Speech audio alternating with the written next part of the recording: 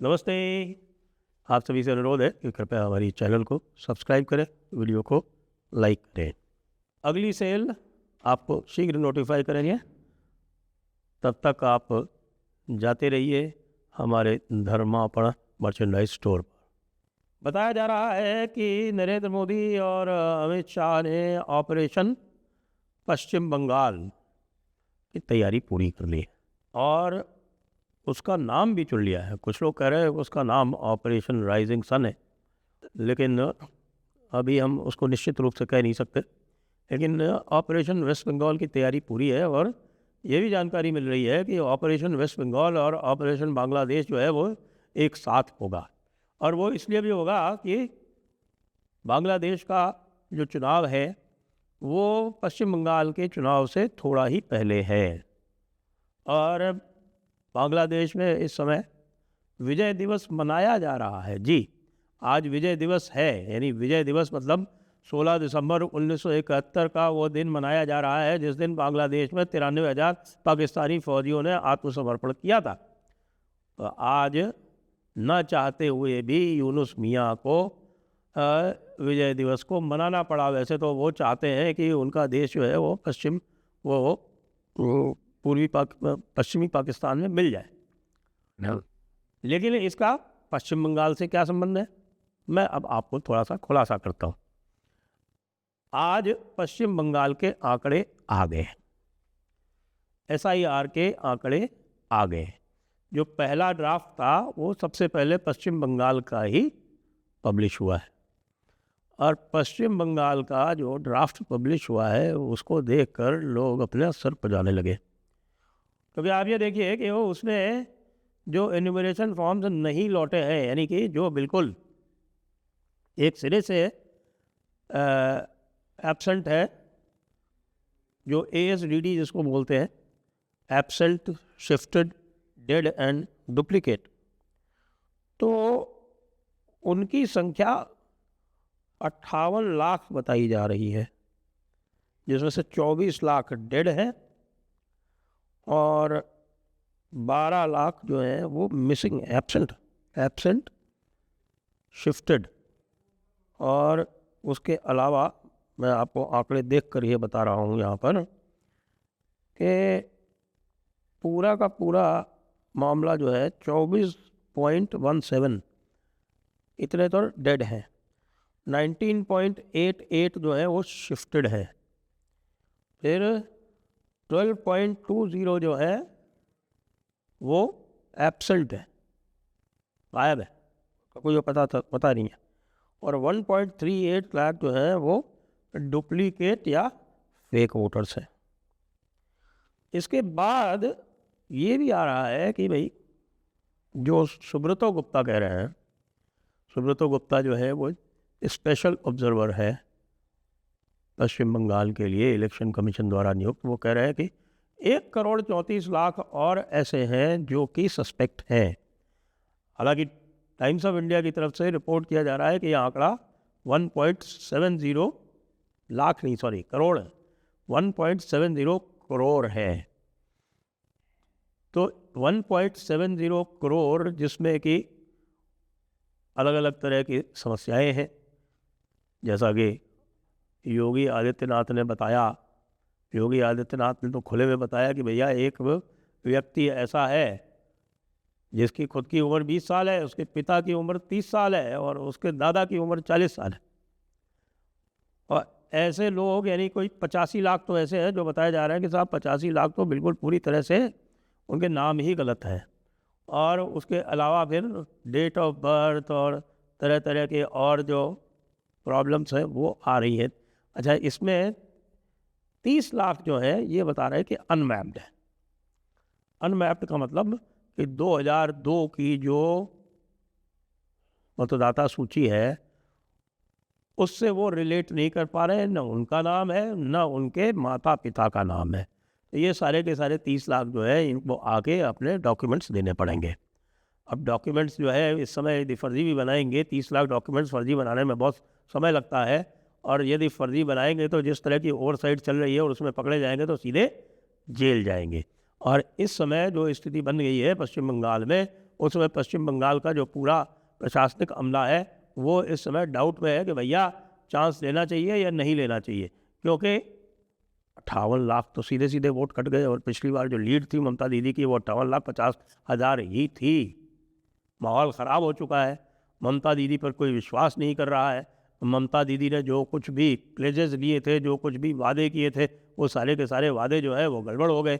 ऊपर से मेसी का मैस हो गया, जेन जी भी रुष्ट हो गई। आज ये देखिए कि आज उन्होंने स्पोर्ट्स मिनिस्टर को चलता कर दिया, स्पोर्ट्स मिनिस्टर को रिज़ाइन करवा दिया, लेकिन जो एमएलए साहब थे जिनके कारण मेसी का मैस हुआ वो अभी खुले घूम रहे। स्पोर्ट्स मिनिस्टर को रिज़ाइन करा दिया और अरेस्ट किसको किया? अरेस्ट उस आयोजक को किया जो कि एमएलए से कह रहा था कि मेस मत करो। और अरेस्ट किसको किया? अरेस्ट जो है जिसने ये बताया कि मेस जो है वो एमएलए की वजह से हुआ है, उसको किया। तो ये दिखा रहा है कि ममता दीदी जो है वो इस समय पूरी तरह से हतप्रभ है, नहीं तो स्पोर्ट्स मिनिस्टर को रिज़ाइन करने को ना कहती।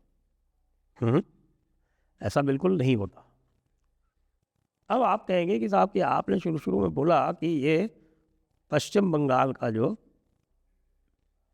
चुनाव है उसके बांग्लादेश के चुनाव से भी संबंध है। जी, बांग्लादेश के चुनाव से एक सेंटिमेंट का संबंध बहुत बड़ा है, क्योंकि बांग्लादेश के चुनाव में अब यह भारत ने इंश्योर कर लिया है कि जमाते इस्लामी किसी भी तरह से नहीं जीतेगी। अब ये अवामी लीग को इन्होंने प्रतिबंधित कर दिया। अवामी लीग को प्रतिबंधित करने के बाद में भारत ने तो क्या, जो उनकी बांग्लादेश नेशनलिस्ट पार्टी है खालिदा जिया वाली, वो खालिदा जिया की पार्टी ने, उनके बेटे ने, तारिक रहमान ने, क्योंकि बेगम जिया तो इस समय वृद्ध हो चुकी है और इस समय वो वेंटिलेटर पर है, वो तो भाग ले नहीं पाएंगी, लेकिन तारिक रहमान इसमें भाग लेंगे।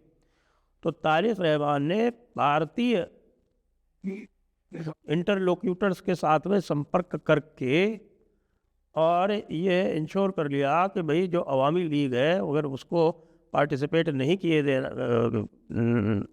किया जाएगा, पार्टिसिपेट नहीं करने दिया जाएगा, तो हसीना बेगम यहाँ बैठी हुई हैं, उनके साथ बातचीत करके ये पूरा प्लान कर लिया गया है कि अवामी लीग का जो सारा वोट है, जो कि सबसे अधिक है, आज भी सबसे अधिक है, वो सारा का सारा बीएनपी को जाएगा। और जीतने के बाद तारिक रहमान जो है वो इस यूनुस की, अगर तुरंत ही भागने में सफल नहीं हो गया, अब तुरंत ही भागने में सफल होगा या नहीं होगा ये तो हमारे जो आर्मी चीफ हैं बांग्लादेश के, उनके ऊपर डिपेंड करेगा। हो सकता है वो यूनुस को भाग जाने दें, लेकिन यूनुस के भाग जाने से जमाते इस्लामी का तो कार्यक्रम पूरा हो जाएगा, क्योंकि इस समय खुल के बीएनपी वाले जो है वो जमाते इस्लामी का विरोध करने के लिए उतर आए हैं और अवामी लीग वाले तो रोज ही स्ट्रीट्स पर हैं। ये जो सेंटिमेंट बनेगा उस सेंटिमेंट का लाभ भारतीय जनता पार्टी पश्चिम बंगाल के चुनाव में भी उठाएगी। क्यों? क्योंकि जमाते इस्लामी को बुरी तरह से रगड़ा जाएगा इसके तुरंत बाद, और वो जो जमाते इस्लामी को जो रगड़ा जाएगा वो भारत के हिंदू वोटर्स को एज एन एग्जाम्पल पेश किया जाएगा कि देखो यहाँ वाली जो जमाते इस्लामी है जो अंदर घुसी हुई है भारत में, उसका भी यही हाल किया जाएगा पश्चिम बंगाल में, जबकि जब भी भारतीय जनता पार्टी सत्ता में आती है पश्चिम बंगाल में।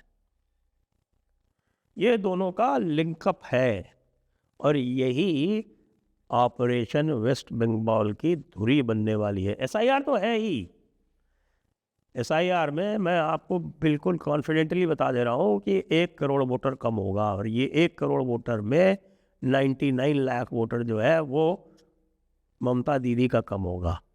पिछली बार उनकी लीड जो थी वो 58 लाख वोट की थी, और ये इस 1 करोड़ में ही वो 40 लाख पीछे चली जाएंगी।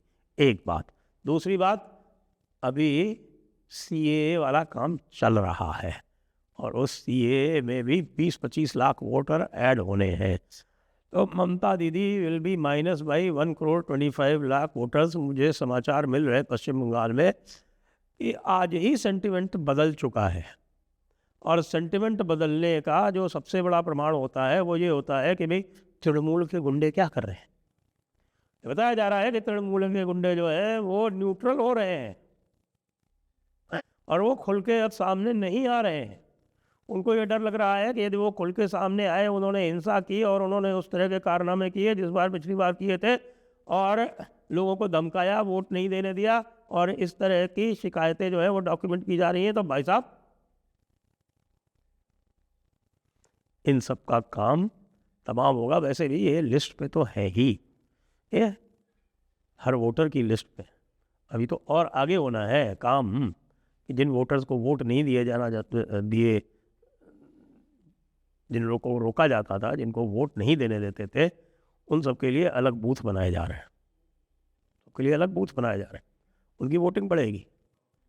अब देखें कि पश्चिम बंगाल में 82% वोट हुआ था पिछली बार, जबकि जो सेंट्रल कैलकाटा में वोट जो था वो 50% से नीचे था। ऐसा क्यों था? इसी कारण था। तो ये जो पूरा का पूरा एक ज्वाइंट ऑपरेशन चलने वाला है, ऑपरेशन बंगाल कह लीजिए या ऑपरेशन राइजिंग सन, मुझे किसी ने बताया कि इस तरह का नाम रखा जाएगा इसका, हालांकि इसके बारे में मेरे पास कोई करॉबोरेशन नहीं है। ये पश्चिम बंगाल को